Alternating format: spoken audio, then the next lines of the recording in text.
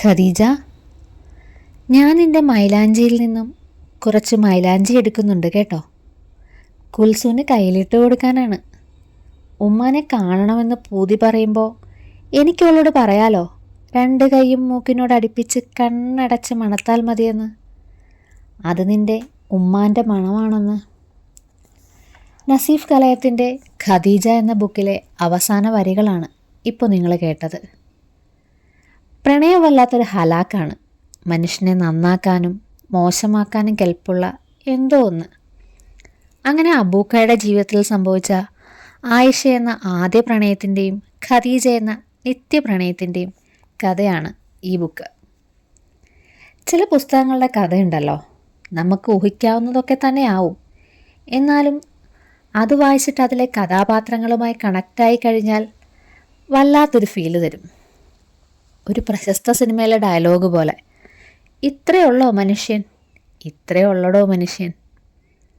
ഖദീജ പ്രാണനായും ആയിഷ പ്രണയിനിയായും ഹസൻ സുഹൃത്തായിട്ടും കുൽസു പുത്രിയായിട്ടും മൻസൂർ ചതിയനായിട്ടും എല്ലാം ജീവിതത്തിൽ അനുഭവിച്ച ഒരു മനുഷ്യൻ്റെ കഥ.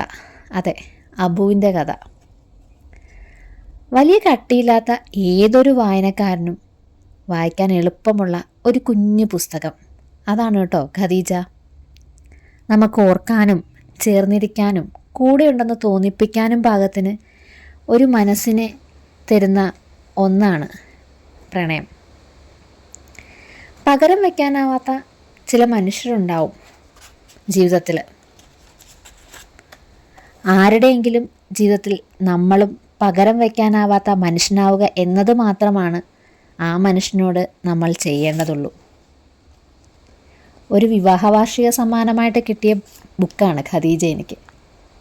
ഒറ്റയിരിപ്പിന് വായിച്ചു തീർത്തു, അതും കണ്ണീറിൻ്റെ നനവോടുകൂടി. സ്നേഹിക്കാൻ പറ്റുന്ന മനുഷ്യരാണ് ഈ ലോകത്ത് ജീവിക്കാൻ മറ്റെന്തിനേക്കാളും ആവശ്യം. വീടാകാൻ, തണലാകാൻ, ചുമലാകാൻ, കൈത്താങ്ങാകാൻ പറ്റുന്ന ചില മനുഷ്യർ. അത് വളരെ വാസ്തവമുള്ള വരികളാണ് കേട്ടോ. എന്നിരുന്നാലും വളരെ കുഞ്ഞു പുസ്തകം വളരെ കുറച്ച് സമയത്തിനുള്ളിൽ നിങ്ങൾക്ക് വായിച്ചു തീർക്കാൻ പറ്റും. ഇഷ്ടപ്പെട്ട നിങ്ങൾ വായിക്കണം, വാങ്ങിച്ച് വായിക്കണം, ഹൃദയത്തോട് ചേർത്ത് വെക്കണം.